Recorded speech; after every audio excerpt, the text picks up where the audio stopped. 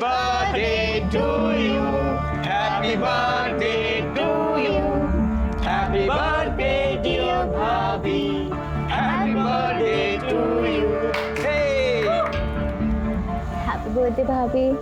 शीतल, हमारी शादी के बाद ये तुम्हारा पहला बर्थडे है, तो ये खास तुम्हारे लिए मेरी तरफ से। अब ये बताओ तुम्हें क्या चाहिए? डाइवोर्स। मजाक कर रही हो क्या भाभी?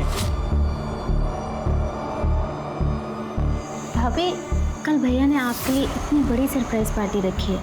शहर के बहुत बड़े बड़े लोग आ रहे हैं, पर आप कैसी पार्टी कर रही हो?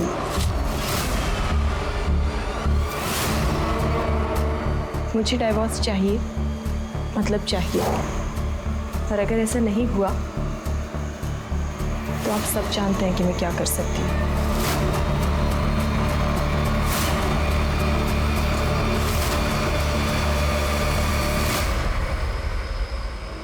मम्मी आप टेंशन मत लो, मेरी क्लाइंट से मीटिंग है, मुझे जाना पड़ेगा। और पापा की तरह कोई गवर्नमेंट जॉब तो है नहीं कि 9 से 6 की नौकरी करो और फिर आराम। अरे बेटा, रात के 8 बजे हैं, मीटिंग तो कल भी हो सकती है ना। मम्मी आप समझते नहीं हो, सक्सेसफुल होने के लिए ना थोड़ी एक्स्ट्रा मेहनत करनी पड़ती है। अच्छा अब मैं जा रही हूँ, मैं आपको ना आने के बाद कॉल करती हूँ। बाय। ठीक है बेटा, अपना ध्यान रखना। हाँ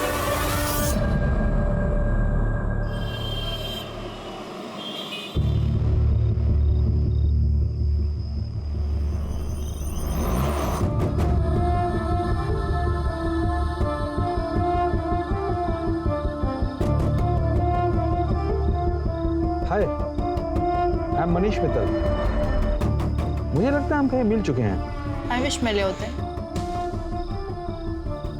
बाय द वे माया।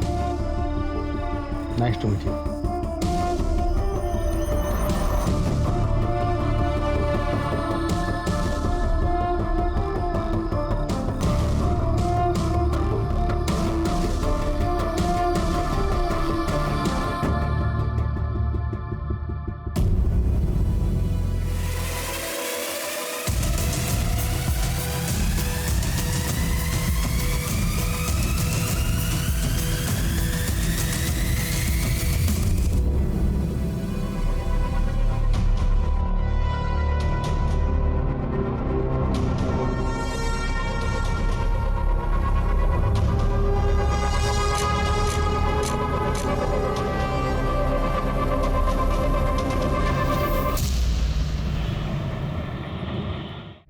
शीतल जी, मैंने आपकी केस हिस्ट्री और एविडेंस देख लिए हैं, but sorry to say it's not very strong.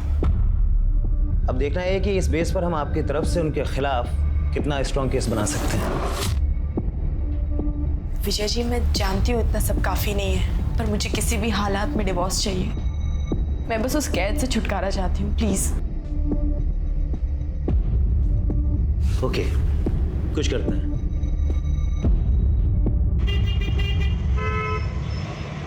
हाँ पापा, ये जॉब बहुत अच्छी है, यहाँ बहुत कुछ सीखने में मिल रहा है। और आप देखना मेरा प्रमोशन भी ना बहुत जल्दी हो जाएगा। चलो अच्छा है, पर मैं तुझसे नाराज हूँ। तेरी माँ बता रही थी कि तू मेरा 9 से 5 की सरकारी नौकरी का मजाक उड़ा रही थी। तुम दोनों माँ बेटी मिलकर मेरी पीठ पीछे मेरी बहुत चुगली करते हो, हैं? मैं आप दोनों को बहुत मिस कर रही हूँ। अच्छा मम्मी, वो मैंने पैसे भिजवाए थे, आपने चेक किए ना? हाँ, मिल गए। बस इसी तरह तरक्की करती रहे और तेरा काम अच्छे से चलता रहे। जैसी टाइम मिले मिलने आ जाना। हाँ, बहुत जल्दी आऊंगी। अच्छा मम्मी, एक इम्पोर्टेंट कॉल आ रहा है, मैं आप लोगों से बाद में बात करती हूँ। Bye, love you. हेलो,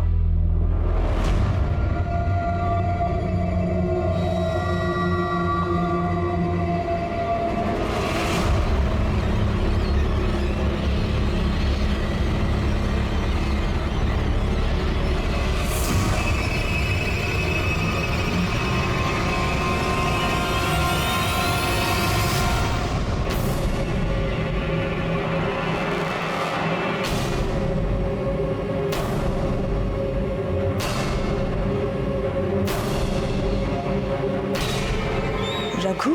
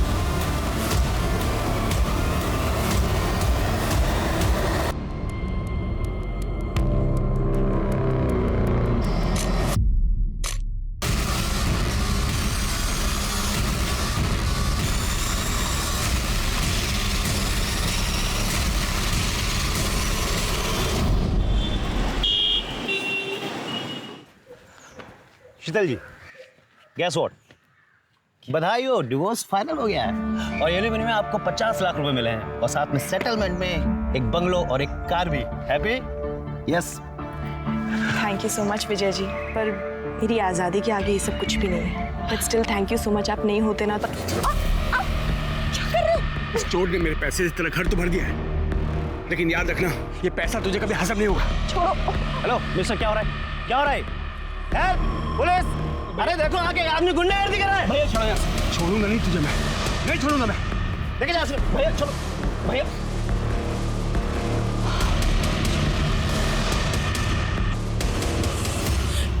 अरे सुनो, कल रात माया ने मैसेज किया है कि नई नौकरी के लिए दुबई चली गई। अरे ऐसे कैसे अचानक, बिना बताए? रुको मैं उसको कॉल लगाता हूं। हाँ जल्दी लगाइए। ये लड़की बिना, क्या हुआ? घंटी बज रही है। बेटा मेरी तो कुछ समझ में ही नहीं आ रहा, मैं तेरे तलाक पर क्या कहूँ। पता नहीं क्या हो गया तुझे आजकल, साल भर तेरी शादी को हुआ नहीं और। माँ, नरेश से शादी करना मेरी जिंदगी की सबसे बड़ी भूल थी। अब मैंने वो भूल सुधार ली है। अब क्या करूंगी? अब सबसे पहले अपनी आजाद जिंदगी जीऊंगी, उसके बाद एक अच्छी सी नौकरी ढूंढूंगी। माँ, मैंने बहुत सारी जगह ना रेज्यूमेज दे दिए अपने। बेटा वो बहुत बड़े लोग हैं, संभल कर रहना। माँ, तुम बेकार में चिंता कर रही हो, कुछ नहीं होगा मुझे। अब देखना, अब मेरी लाइफ बिल्कुल सेट है। हाँ माँ, मैं कोशिश करूंगी जल्द से जल्द टिकट्स मिल जाए। तुम बस अपना सारा का सारा सामान पैक रखना। Okay bye.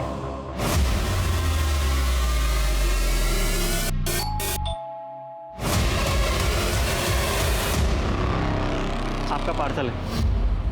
नहीं, पर मैंने कोई पार्सल मंगवाया ही नहीं है। आप शीतल लादा है ना? हाँ। तो फिर आपका ये पकड़िए इसको। अरे पर मैंने कोई पार्सल मंगाया ही नहीं है, तो मैं कैसे लूँ इसे? मेरे पास इतना टाइम नहीं है, पकड़िए इसको। अजीब जबरदस्ती है, नहीं मंगाया मैंने।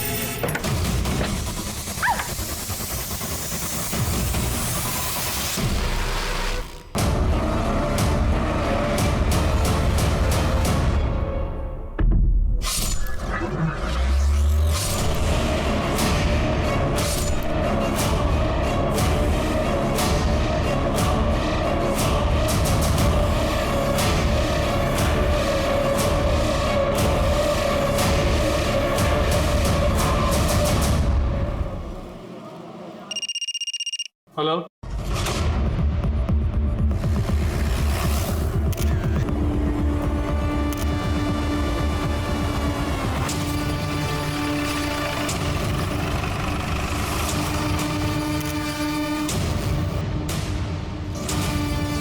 सर पेट में चाकू से 3 बार वार किया गया। बाकी बॉडी में चोट या खरोच का कोई निशान नहीं मिला। सर सेक्सुअल असॉल्ट जैसा कुछ नहीं लग रहा। चारों तरफ अच्छे से देखो।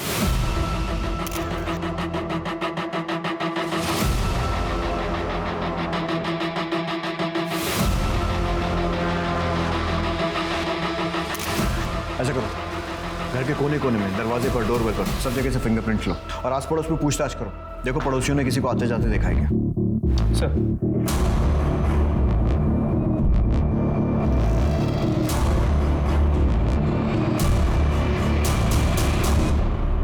सर ठीक है। सर, आप पड़ोस में एक औरत ने बताया कि मर्डर का पता चलने के कुछ टाइम पहले उसने कुरियर वाले को यहाँ आते हुए देखा। शक्ल देखी उसने? नहीं सर, उस कुरियर वाले ने मुंह पे रुमाल बांधा, सर पे कैप, इसलिए शक्ल नहीं देखी। सर शालिनी श्रीवास्तव से मेरी बात हुई, जिसने मर्डर की इन्फॉर्मेशन दी थी। उसने ये बताया कि शीतल कुछ दिन पहले यहाँ शिफ्ट हुई और नरेश लड्डा जो कि बिल्डर है वो उसका एक्स हस्बैंड है और कुछ दिन पहले उनका डिवोर्स हो गया। ठीक है, बॉडी पोस्टमार्टम के लिए भेजो। सर हम नरेश से मिलकर आते हैं। 1 महीने पहले आपका और शीतल का डाइवोर्स हुआ। सेटलमेंट में उसने इतना बड़ा घर लिया, पैसे भी लिए होंगे, मार्केट में आपकी रेपुटेशन खराब हुई वो अलग। अब आप ही बताइए, ये वजह कम है आप पर शक करने के लिए कि आपने ही शीतल को मारा है या फिर मरवाया? देखिए, मेरा जो नुकसान होना था हो चुका। उसका मर्डर करवाने से मुझे क्या मिलेगा? और वैसे भी डिवोर्स मैंने नहीं, उसने मांगा था मुझसे, और वो भी तब जब हम उसका बर्थडे सेलिब्रेट कर रहे थे। तुम्हें क्या चाहिए? डाइवोर्स। उसने मांगा और आपने दे दिया? हम थक चुके थे इसके टॉर्चर से, और मुझे पता चल गया था कि वो मुझसे नहीं मेरे पैसों को चाहती थी। उसका मर्डर का सुन के बुरा तो लगा, लेकिन उससे ज्यादा मुझे सुकून भी मिला है कि अब वो हमें परेशान तो नहीं कर पाएगी, वरना जब से शादी करके आई थी तब से हमें सिर्फ और सिर्फ दुख दिया सर, और कुछ नहीं। भाभी दाल में पानी थोड़ा ज़्यादा नहीं हो गया? भाभी सुनो ना, मैं ना घास फूस खा के बोर हो चुका हूँ, तो डिनर में चिकन मटन कुछ बना देना प्लीज़। भाभी ये रोटी थोड़ी कच्ची है। अरे शीतल, तुमने कुक को क्यों निकाल दिया? वो ठीक ठाक खाना बना रहा था। क्यों? खाना ठीक नहीं बना रही हूँ मैं? हाँ? और सब्जी खाने में क्या प्रॉब्लम? अपने स्वाद के लिए जरूरी है किसी की जान ली जाए? हाँ? मेरा मतलब है शीतल कि हम कुक अफोर्ड कर सकते हैं, और तुम लड़ा खानदान की बहू हो, तुम्हें किचन में काम करने की क्या जरूरत है? तुम नई नई आई हो, एंजॉय करो बस। आपको खाने से प्रॉब्लम थी ना, आप मुझे अकेले में जाकर बोल सकते थे। ऐसे अपने भाई बहन के सामने मेरी बेइज्जती करने की कोई जरूरत नहीं थी, समझे आप? भाभी आप गलत समझ रहे। बिल्कुल ठीक समझ रही हूँ मैं। तुम तीनों भाई बहन मिलकर सिर्फ और सिर्फ मेरी बेइज्जती करना चाहते हो, मुझे नीचा दिखाना चाहते हो। नहीं खाना नहीं खाना ना, लो फेंक दो इस खाने को, मत खाओ। हमें लगा कि समय के साथ वो समझ जाएगी। हमने उन्हें कभी फील नहीं होने दिया कि वो हमारे स्टेटस की नहीं है। बहुत प्यार से रखते थे, पर वो बदतमीजी करते थे, और एक दिन तो उन्होंने हद ही कर दी। भाभी मैं आपको बताती हूँ, ये ना ये वाली साड़ी पे ये वाला ब्लाउज पहनो, बहुत अच्छा लगेगा, सूट करेगा आप पे।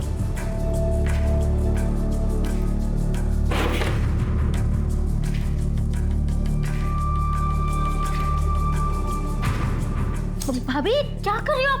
काट क्यों रही हो? तेरे छूने के बाद अब मैं इसका पोछा भी नहीं बना सकती। और रही बात फैशन की, तो वो मुझे तेरी जैसी बहन जी से सीखने की कोई जरूरत नहीं है, जिसके पास पैसा तो बहुत है पर ओढ़ने पहनने की जरा सी अकल नहीं। आप लोग इतनी शराफत दिखा रहे थे और वो बदतमीजियां करती जा रही थी, क्यों? शायद उनकी नज़र सिर्फ हमारे पैसों पर थे, वरना वो प्रीतम से ऐसी बात नहीं करते। सर को बताओ ना, सर को बताओ। क्या हुआ? भैया वो कुछ महीने पहले की बात है, भैया काम से बाहर गए हुए थे और शीतल भाभी मेरे रूम में आई। जी भाभी क्या कहा हमें बताइए। कुछ नहीं, वो मैं बोर हो रही थी तो मैंने सोचा तुम्हारे पास आके थोड़ा टाइम पास कर लूं। क्या कर रहे हो तुम? वाओ, कितना सुंदर कॉम्प्लेक्स है। काश ऐसे ही कॉम्प्लेक्स मेरा भी होता। ऐसे हो सकता है अगर तुम चाहो तो। हाँ भाभी मैं भैया से बात करूँगा। नहीं, भैया को बीच में लाने वाली कौन सी बात है? अगर ये हम दोनों के बीच में हो सकता है तो। उनसे उस दिन बड़ी मुश्किल से मैंने पीछा छुड़ाया, भैया को बताने से डर लगा, इसलिए मैंने दीपा से शेयर किया। वो ये सब चाल चला करती थी। सुना आपने कितनी घटिया औरत थी। एक तो मैं इस बात से निकल नहीं पाया कि उसने मेरे साथ क्या किया है, क्यों किया, और आप मुझ पर उसके मर्डर का इल्जाम लगा रहे हैं। प्लीज सर, मैं हाथ जोड़कर आपसे विनती करता हूँ सर, हमें परेशान मत कीजिए। हमारा उसके मर्डर से कोई लेना देना नहीं है। सर अगर ये लद्दा फैमिली सच कह रही तो शीतल बहुत ही मक्कार और धोखेबाज हो रहा है। मिश्रा, कितने लोगों को जानते हो जो सामने से अपनी गलती मानी? वैसे भी ये स्टोरी की एक ही साइड है, शीतल की साइड तो हमने सुनी नहीं है जो उसकी माँ हमें बताई। शीतल बहुत अच्छी लड़की थी और ये शादी भी उसने अपनी मर्जी से की थी। सब कुछ ठीक चल रहा था। मेरी समझ में आज तक ये बात नहीं आई कि उसने डिवोर्स क्यों ले लिया। क्यों ले लिया मतलब? उसने आपको नहीं बताया था? कहाँ बताया, कहाँ मिली वो मुझसे। हमेशा फोन पर ही बात होती थी और जब भी मैं उससे पूछती तो वो यही कहती थी कि वो जो कर रही है सब ठीक है, मिलूंगी तब बताऊंगी। लेकिन उसकी नौबत ही नहीं छोड़कर चली गई। ठीक है, फिलहाल के लिए आप जा सकती हैं, जरूरत पड़ी तो आपसे फिर कांटेक्ट करेंगे। ठीक है सर।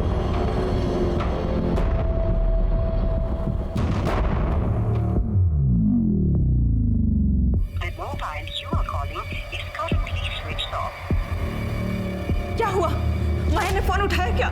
अरे फोन तो तब उठाएगी जब वो नंबर लगेगा, उसका तो फोन ही स्विच ऑफ आ रहा है। क्या हो गया इस लड़की को? 5 दिन हो गए, दुबई से सिर्फ फोटो भेज रही है, यानी कि कम से कम एक कॉल तो कर ले। अरे ये भी तो हो सकता है कि इंडिया का नंबर वहाँ काम ना कर रहा हो और वहाँ का नंबर लेने में टाइम लग रहा हो। एक बार और कोशिश करो। तुम सब ठीक होगा, तुम जाओ, एक गिलास पानी लेके आओ मेरे लिए। सर। हाँ मिश्रा, सर शीतल के घर के फोरेंसिक रिपोर्ट के मुताबिक उसके घर में सिर्फ उसी के फिंगरप्रिंट्स मिले। उसके घर में किसी भी सामान पे, इनफैक्ट डोरबेल पे भी किसी और के फिंगरप्रिंट्स नहीं मिले। इसका मतलब जानबूझकर फिंगरप्रिंट्स मिटाए गए। शीतल उस घर में कुछ महीनों पहले शिफ्ट हुई थी, लेकिन इस टाइम में भी कोई ना कोई तो घर में आया होगा, किसी ने तो डोरबेल बजाई हो। मतलब यह कि जिसने भी उसे मारा या मरवाया है, सोची समझी प्लानिंग है। सर शीतल की पोस्टमार्टम रिपोर्ट्स आ गई। सर इसके मुताबिक उसकी मौत दोपहर 1 से 3 के बीच में हुई और चाकू से 3 बार पेट में वार किया गया। काफी खून बहने की वजह से उसकी मौत हुई, पर मौत से पहले रेप या सेक्सुअल असॉल्ट जैसा ऐसा कुछ भी नहीं लग रहा। मतलब पीएम रिपोर्ट से भी कोई खास हेल्प नहीं है? नथिंग। सर मैंने शीतल की बैकग्राउंड भी चेक की है। शादी से पहले या तलाक के बाद उसका कोई भी अफेयर वगैरह भी नहीं था। शीतल का एक्स हस्बैंड नरेश लड्डा और उसके भाई बहन, उनके कॉल रिकॉर्ड्स और मोबाइल लोकेशन? सर अब तक नहीं आई, बट जल्दी आ जाएंगे। जल्दी आ जाएंगे सर।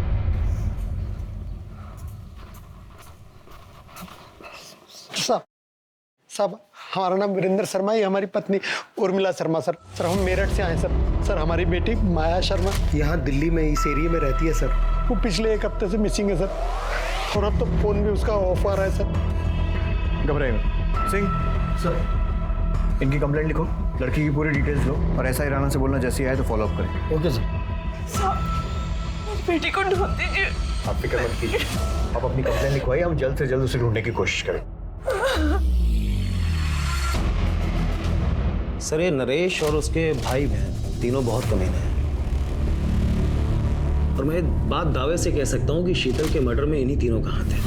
क्योंकि सर जिस दिन हम लोग केस जीते थे और नरेश को शीतल को घर, गाड़ी, बंगला सब देना पड़ा था, उस दिन नरेश ने शीतल को मेरे सामने ही धमकी दी। ये पैसा तुझे कभी हजम नहीं होगा, छोड़ूंगा नहीं तुझे, मैं नहीं छोड़ूंगा मैं। लेकिन नरेश का तो कहना है कि डिवोर्स उसने नहीं बल्कि शीतल ने मांगा था। हाँ सर, मांगा था, क्योंकि इन तीनों भाई बहन ने मिलकर शीतल का जीना हराम कर रखा था। सर उसे इतना मजबूर कर दिया, क्या करती बेचारी वो। वकील उसे फैमिली कोर्ट में पति पत्नी के झगड़े सुनते आ रहा हूँ, मगर शीतल के केस को सुनकर मेरी भी रूह कांप गई थी। शादी होते ही नरेश ने सभी नौकरों को काम से निकाल दी। इतने बड़े घर का झाड़ू पोछा, साफ सफाई, खाना बनाना सब अकेली मैं ही करती थी। पर इतना भी काफी नहीं है उसके लिए। रोज मुझे परेशान करने के नए नए तरीके निकाल लेता है। और फिर एक दिन, ये क्या है? दाल है या पानी है? ये एक तो रोज रोज ये घास फूस खा के ना बोर हो चुका हूँ। अरे कुछ और नहीं बना सकते क्या?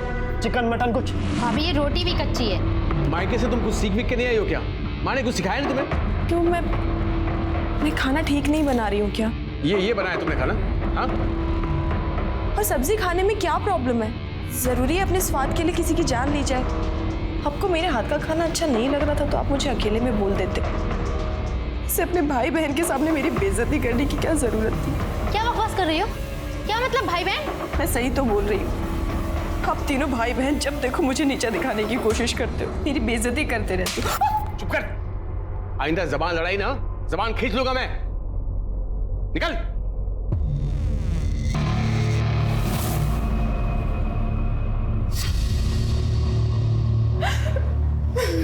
अरे अरे भाभी, आप रो क्यों रही हो? हाँ? अरे मैं कह रहा हूँ ना, चुप हो जाओ, चुप हो जाओ। क्या कर रहे हैं आप? हाथ हटाइए। अरे हाथ हटाओ? अरे मैं तो हाथ हटा दूंगा भाभी, और भैया शाम को जिसको ला रहे हैं आपसे मिलाने, उसका हाथ कैसे हटाओगे? क्या नरेश, तुम अपना काम निकलवाने के लिए मुझे किसी ऑफिसर के साथ सोने के लिए बोल रहे हो? नरेश, बीवी हूं मैं तुम्हारी। चिल्ला मत। तुझे क्या लगा रे? मुझ जैसे बिल्डर ने तुझ जैसे गरीब से शादी बिहार में पागल होकर की है? तेरे पास ये शक्ल, ये फिगर नहीं होती ना, तुझ जैसी को मैं घास भी नहीं डालता। अच्छा चल ठीक है, सुन, ज्यादा नाटक मत कर, जल्दी से तैयार हो जा। और सिर्फ आज याद रखना, मुझे उसे सिर्फ खुश करना है, ताकि वो 50 करोड़ का कॉन्ट्रैक्ट मुझे दे दे। और कुछ नहीं, समझिए, सिंपल है। नहीं, मैं ऐसा कुछ भी नहीं करने वाली। क्या बोली तुम? क्या बोली? भैया क्या कर रही हो? क्या चाहते हो? ऑफिसर का मूड खराब हो जाए इसकी सूजी हुई शक्ल को देख के, वो कॉन्ट्रैक्ट हमारे हाथ से निकल जाए? समझा इसको, जल्दी से तैयार हो जाए, नहीं तो जान से जाएगी।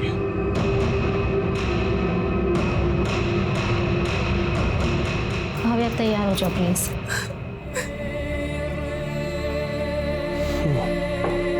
पियो पियो ना मेरी जान, अरे पियो ना।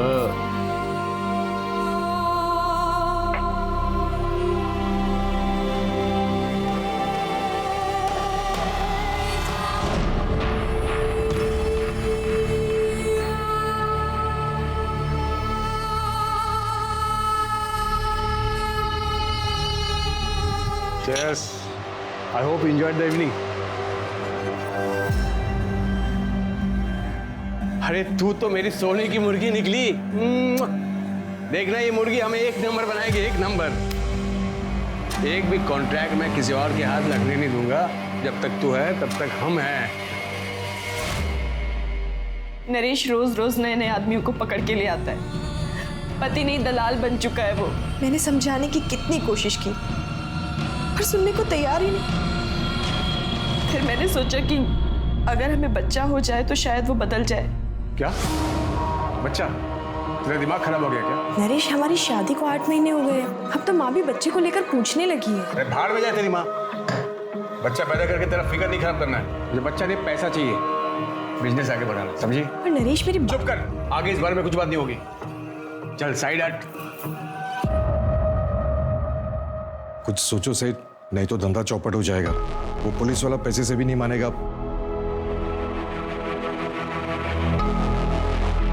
ठीक है, मैं कुछ करता हूँ। सुन, एक पुलिस वाले ने नाक पे दम कर रखा है, तुझे ऐसे कुछ करना होगा। मैं ये सब और नहीं करूंगी, और अगर तुमने मेरे साथ जबरदस्ती करने की कोशिश की तो मैं पुलिस के पास चली जाऊंगी। क्या बोली? इतनी जल्दी क्या है? तुझे शाम को पुलिस वाले के पास ही भेज रहा हूं मैं। आराम से उसे बोल देना, लेकिन याद रखना तेरी माँ का क्या होगा। आधा घंटा नहीं लगेगा मुझे ऊपर पहुंचाने में, समझी?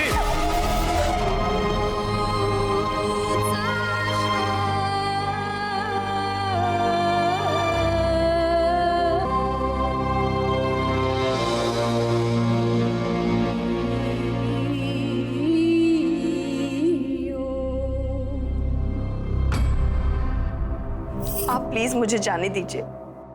मैं ये सब अपनी मर्जी से नहीं करती हूँ। मेरा पति जबरदस्ती मुझसे करवाता है अपने बिजनेस के चक्कर में। आप पुलिस वाले हो ना, आप मेरी मजबूरी समझिए और प्लीज मेरी मदद कीजिए। अरे ड्यूटी पे भी जाना है, चल बिस्तर पे चल। नरेश साला कमीना है, लड़की का पैसा बचा लिया। चल। एक मिनट, मैं बस वॉशरूम जाकर आऊं प्लीज। अरे यार, मूड खराब कर दिया, जल्दी जा और जल्दी आना।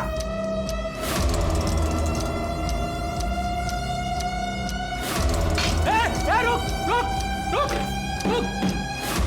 शीतल ने उस पुलिस वाले के साथ की बातचीत की रिकॉर्डिंग कर ली थी और घर जाकर के नरेश को सुना दिया, जिसमें पुलिस वाला खुद मान रहा था कि नरेश शीतल को मजबूर करता था दूसरों के साथ सोने के लिए।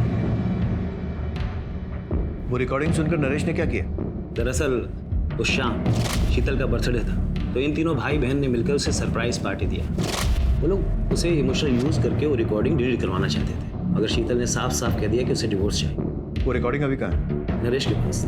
वो इसी शर्त पर डिवोर्स के लिए तैयार हुआ था कि शीतल रिकॉर्डिंग उसे वापस कर देगी और जितनी भी कॉपियां हैं वो सब डिलीट कर देगी। और अगर देखा जाए तो इस हिसाब से नरेश के खिलाफ कोई भी सबूत नहीं मिलता। उस पुलिस वाले का नाम क्या था? सर वो आप जानते हैं कि मैं बता नहीं सकता, लेकिन शीतल के लिए दुख होता है। कितनी मुश्किल से उसे वो सब चीज़ें मिली थी जिसकी वो हकदार थी। सर उसके कातिल को प्लीज छोड़िएगा मत। पुलिस के सामने शीतल की दो छवियां आई, लेकिन दोनों एक दूसरे से विपरीत थी। पहली गुस्सैल, बदतमीज, मौका परस्त जो लाड़ा परिवार ने बताई। दूसरी एक मजबूर, असहाय, पीड़ित औरत की, जिससे उसका अपना पति अपने फायदे के लिए जिस्म फरोशी करवा रहा था। आखिर शीतल का असली किरदार क्या था, क्योंकि उसे समझे बिना इस केस को समझ पाना बहुत मुश्किल था। तो लट्टा फैमिली का बैकग्राउंड चेक किया, पता चला काफी टेढ़े लोग, कंस्ट्रक्शन बिजनेस में है तो काफी ऊपर तक कॉन्टैक्ट्स, कॉल रिकॉर्ड्स में गुंडे, हिस्ट्री शीटर्स, इन सब के नंबर्स, और इनके खिलाफ धोखाधड़ी के केसेस भी रजिस्टर्ड है। मोबाइल लोकेशन चेक की? जी सर, लेकिन 10 तारीख को इनमें से किसी की भी मोबाइल की लोकेशन शीतल के घर के आसपास की नहीं। मिश्रा, ये लड्डा नामी बिल्डर है, तो पॉसिबल है कि ये काम इसने किया नहीं, करवाया हो। इसके लिए इसमें जितने भी गुंडे और हिस्ट्री शीटर है ना, उनको राउंड अप करते हैं, वो बताएंगे कुछ। इंस्पेक्टर, आप प्लीज उस घटिया औरत के लिए हमें परेशान मत कीजिए। उसे हमने नहीं, उसी के किसी यार ने मारा होगा जिसके लिए उसने मुझसे डिवोर्स लिया था। वो एक नंबर की झूठी, मक्कार और कैरेक्टरलेस औरत थी। वैसे हमारी इंक्वायरी में आपका कैरेक्टर भी कुछ ऐसे ही आ रहा है, और अगर वो इतनी बुरी थी तो फिर घर, गाड़ी, पैसा ये सब देकर सेटलमेंट क्यों करना पड़ा? कोर्ट में प्रूव क्यों नहीं कर पाए? एक्चुअली वो मुझे ब्लैकमेल कर रही थी, एक ऐसी चीज़ को लेकर जिसे मैं कभी बाहर नहीं आने दे सकता था। और वो चीज़ उस पुलिस वाले की रिकॉर्डिंग थी जिसके साथ सोने के लिए आपने उसे भेजा था। किस रिकॉर्डिंग की बात कर रहे हैं आप? मैं तो ये फोटो की बात कर रहा हूँ। पता नहीं ये फोटो शीतल के पास कैसे आई और उसने अपने वकील को दे दिया। कहाँ से आई मतलब? आपका कहने का मतलब है कि फोटो फेक है? Did I say that? No, did I say that? Fake है। हाँ, ये सच है कि मैं इस लड़की के साथ सोया था, लेकिन ये फोटो किसने कब खींची और शीतल के पास कैसे आई मुझे नहीं पता। कौन है लड़की? I don't know. मैं एक कॉन्फ्रेंस मीटिंग में गया था, उसके बाद वो लड़की मुझे मिली और वहीं थोड़ी बहुत कुछ बातचीत हुई। उसके बाद उसने मुझे रूम में इन्वाइट किया।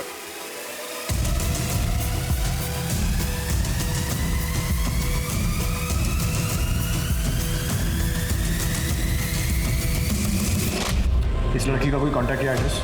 नो।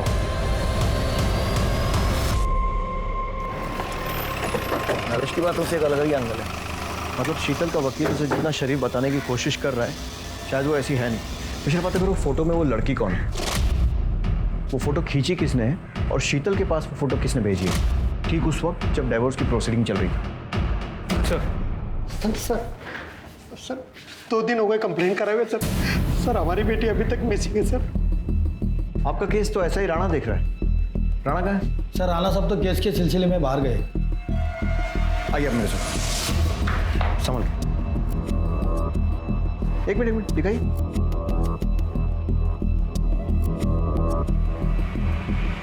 ये कौन है? यही तो हमारी बेटी माया शर्मा।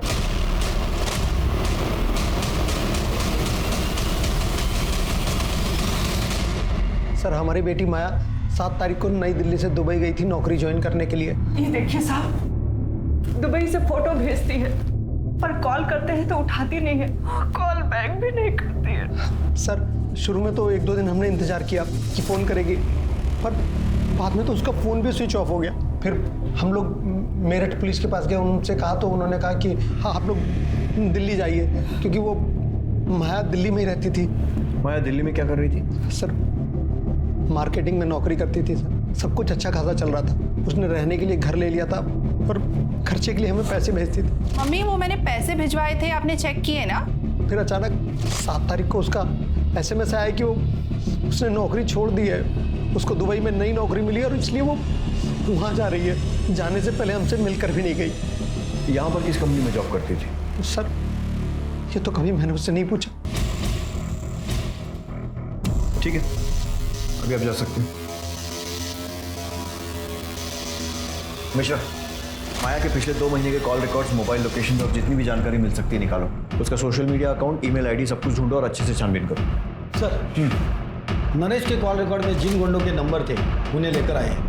साहब हम गुंडे नहीं, मजदूर लोग हैं साहब, छोटा मोटा काम कर लेते पेट पालने के लिए साहब। और नरेश लड्डा के हिस्से की मार खाना भी तुम्हारे छोटे मोटे काम में आता है?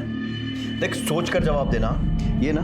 ये भी मजबूर है। जब इसके हाथ में खुजली होती है ना तो 2-4 की हड्डियां तोड़ने के बाद ही ठीक होती है। सोच लो।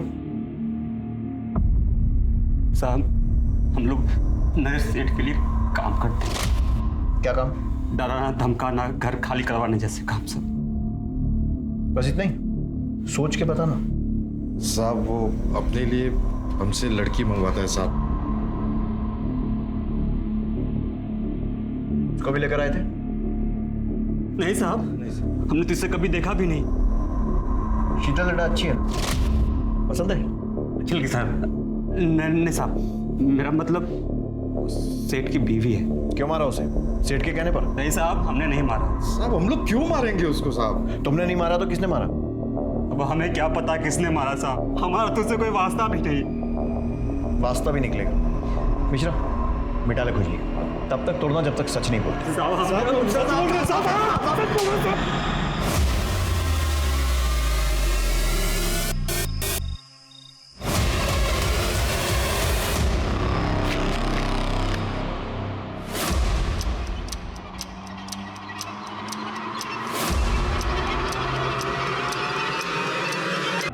माया ने 7 तारीख को दोपहर 2 बजे की दुबई जाने की फ्लाइट की टिकट निकाली थी और 7 तारीख की सुबह 10 बजे उसने ऑनलाइन चेक इन भी किया। मतलब वो सही में दुबई जा रही थी? देख के तो ऐसा ही लगा, लेकिन ना वो एयरपोर्ट गई ना उसने फ्लाइट ली। टिकट लिया ऑनलाइन चेक इन भी किया, तो फिर फ्लाइट क्यों छोड़ दी? हो सकता है लास्ट मिनट उसका मन बदल गया हो, या फिर किसी ने ज़बरदस्ती उसे जाने से रोका। लेकिन दोनों ही केसेस में वो दुबई वाले पिक्चर्स कहाँ से आए जो उसने अपने माँ बाप को भेजे? सर हमने पता किया, वो पिक्चर्स इंटरनेट से निकाले गए और उसके माँ बाप को इसलिए भेजा गया है ताकि उन्हें यकीन हो कि माया दुबई में है। सारे पुलिस स्टेशन में माया की डिटेल्स भेजी? जी sir, excuse me. Hello, PSA Mishra बोल रहा हूँ। ठीक सर, फरीदाबाद के पास के जंगल में एक माया से मिलती जुलती बॉडी मिली। बॉडी काफ़ी सड़ चुकी है, तो आइडेंटिफाई करवाना होगा। माया के पेरेंट्स को बुलाओ शिनाख्त। हाथ में टैटू है जिससे शायद पहचान हो सके।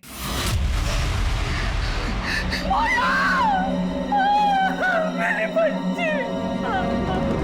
मम्मी देखो मैंने टैटू बनाया है। अरे ये क्या नाक चनाप बना लिया है, कितने सुंदर हाथ थे तेरे। मम्मी आजकल का फैशन है, रहने दो, आप समझोगे ही नहीं। कहाँ समझ पाएगी तो ऐसे हमें छोड़कर चली जाएगी।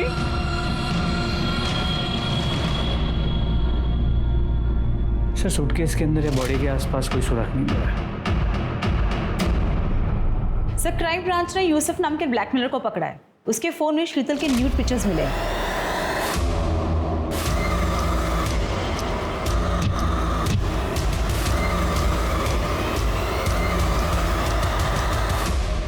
सर ये फोटो मुझे प्रतिम ने सेंड किया था सर। प्रतिम लड्डा? जी सर। क्यों भेजा था? सर वो मैं online sex chat video racket चलाता हूँ सर, वहाँ मेरी एक लड़की को ये प्रतिम मिला था सर। सर जब हमने इसकी इंक्वायरी निकाली तो पता चला ये बहुत बड़ा आसामी सर, तो हमने इसे अपने जाल में फंसाया सर और इसको हमने ब्लैकमेल करना शुरू किया सर। फिर सर ये हमारा ATM बन गया था। सर मैं यूसुफ को रेगुलरली पैसे दे रहा था, एक बार पैसे नहीं दे पाया तो उसने बोला कि घर में किसी फीमेल की न्यूड पिक्चर सेंड करना, तो इसलिए मैंने एक बार शीतल भाभी की फ़ोटो खींची चुपके से। वो गमछा मैं जानबूझकर अपने साथ ले गया। मुझे लगा अगर भाभी ने मुझे देख लिया तो उनको लगे कि रघु था। एक ही फोटो भेजी थी और भी भेजी थी? सर एक और भेजी थी। अब जो पूछ रहा हूं ना उसका बिना पिटे सच सच जवाब देना। नरेश अपने बिजनेस के लिए और कॉन्ट्रैक्ट के लिए शीतल को दूसरे मर्दों के साथ सोने के लिए मजबूर करता था? शीतल भाभी अच्छी बहू थी, पर नरेश भाई ने कभी उनकी कदर नहीं करी। अपने फायदे के लिए उन्हें कितने लोगों के साथ सोने के लिए मजबूर करते थे। हमें पता था सर ये गलत है, पर उनकी हाँ में हाँ मिलानी पड़ती थी क्योंकि हम उन पे फाइनेंशियली डिपेंडेंट थे।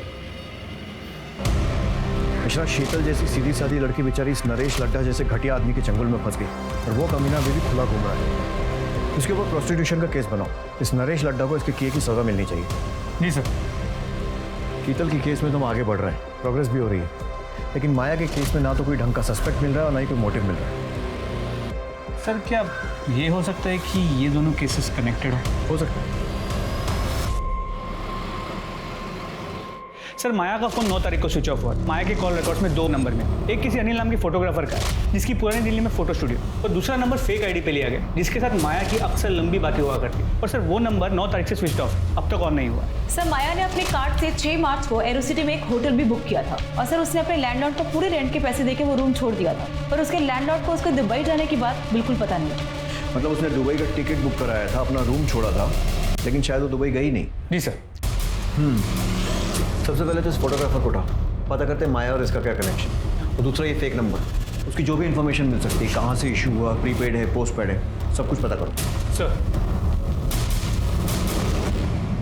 आखिरकार माया की पोस्टमार्टम रिपोर्ट से पता चला कि माया को नींद की दवा दी गई थी और मौत गला दबाने की वजह से 7 तारीख की दोपहर को लगभग 12 से 3 के बीच हुई। जिस दिन माया दुबई जाने वाली थी, क्या कोई ऐसा था जो उसे दुबई नहीं जाने देना चाहता था? क्या कोई ऐसा जिसके राज माया के पास थे? बताता हूँ सर। नरेश और माया की फोटो मैंने माया के कहने पे खींची थी और भी बहुत सारे लोगों के साथ उनकी फोटो मैंने खींची थी। जिसके साथ जैसी भी तस्वीरें खींची है ना, सब पुलिस स्टेशन में जमा कर। एक बात बता, ये काम माया खुद करती थी या किसी के कहने पर? खुद ही करती थी साहब, खुद ही कॉल करती थी, खुद ही सारी डीलिंग करती थी। और पेमेंट? पेमेंट कैश में होती थी, वो खुद ही करती थी। और कभी कभार महेश नाम का आदमी आता था, वो पेमेंट करने के बाद माया से मेरी बात करा देता था। माया के कॉल रिकॉर्ड्स में महेश को ढूंढो।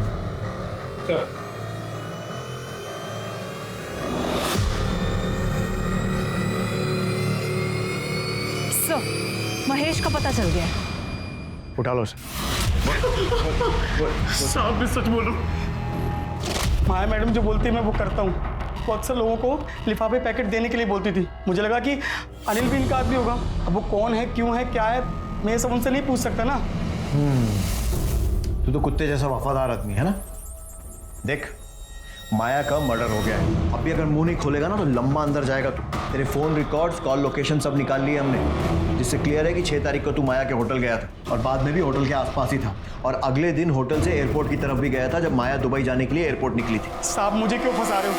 मैं तो जो साहब बोलते थे वो करता था। तो मैं भी तो वही पूछ रहा हूँ ना, क्या किया तूने? 6 मार्च की शाम को माया मैडम को होटल पर ड्रॉप किया था। तो जब माया को ड्रॉप किया था वो अकेली थी? हाँ सर। उसके साथ कोई सामान वगैरह था? नहीं साहब, खाली हाथ में पर्स था बस। फिर मैंने शाम को साहब को होटल ड्रॉप किया और गाड़ी वहीं छोड़ के अपने एक दोस्त के पास रहने चला गया।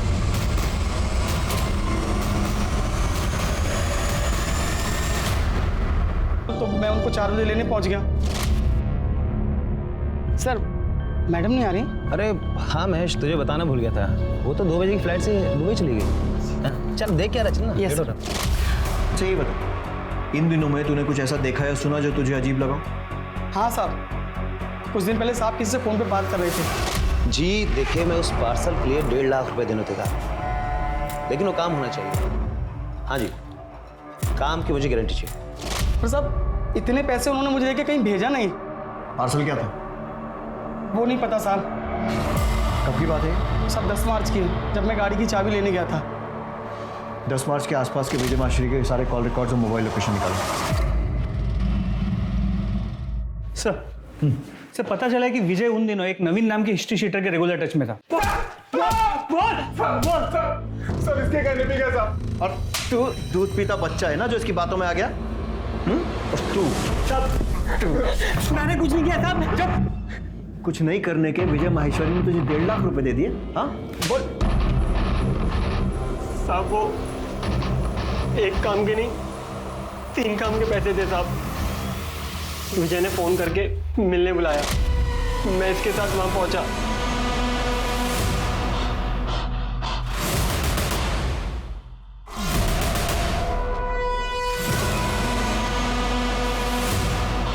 मर गई क्या? दिल की दवा देकर बेहोश किया, मारने का काम तेरा।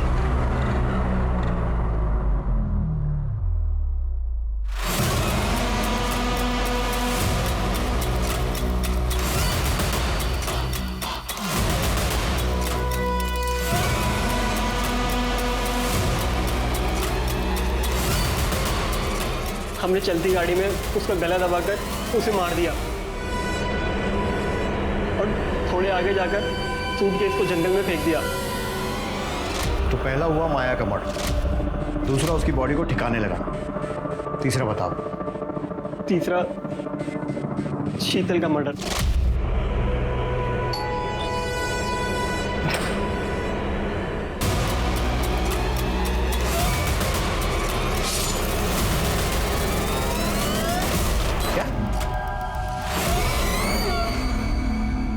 तो कैसी लगी मेरी प्लानिंग?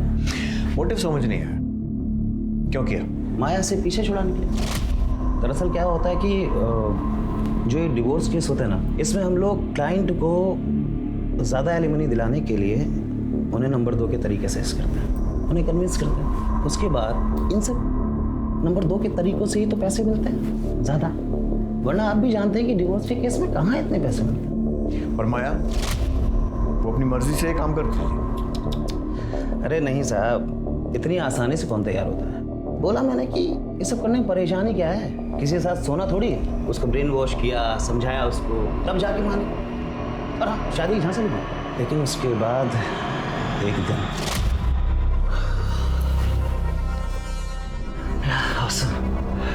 सिसिली तुम कमाल, एक बार और हो जाए, एक बार क्यों 10 बार करेंगे। रियली? लेकिन उससे पहले तुम्हें मुझे अपनी फर्म में पार्टनर बनाना होगा, अपनी बीवी को डिवोर्स देना होगा और मुझसे शादी करनी होगी।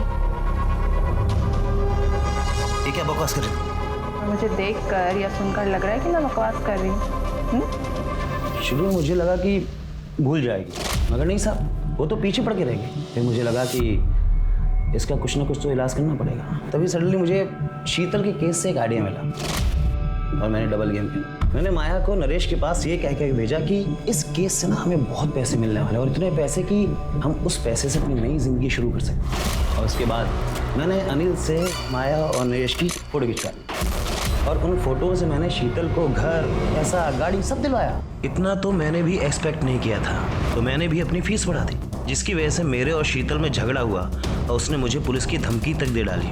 फैमिली कोर्ट में नरेश ने शीतल को सबके सामने धमकी दी थी कि वो उसे छोड़ेगा नहीं। इसी बात का मैंने फ़ायदा उठाया और एक साथ दोनों को ख़त्म करने का प्लान किया, ताकि दोनों केस में नरेश का नाम आए और वो फंस जाए।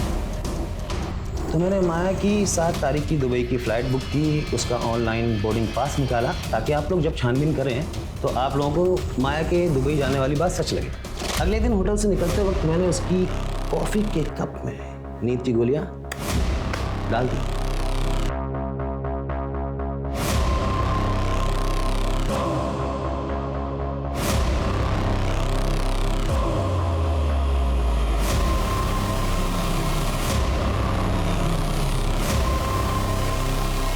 मैंने माया का फ़ोन अपने पास ही रख लिया था। एक रात पहले ही उसके घर वालों को मैंने मैसेज कर दिया कि मैं दुबई जा रही हूँ नौकरी के सिलसिले में, और 2 दिन तक दुबई की फ़ोटो भेजता रहा। उसके 2 दिन बाद मैंने उसके फ़ोन को तोड़ के फेंक दिया। माया और शीतल के मर्डर केस में चार्जशीट फाइल करो, और ध्यान रहे कि फांसी नहीं तो कम से कम उम्र कैद तो होनी चाहिए।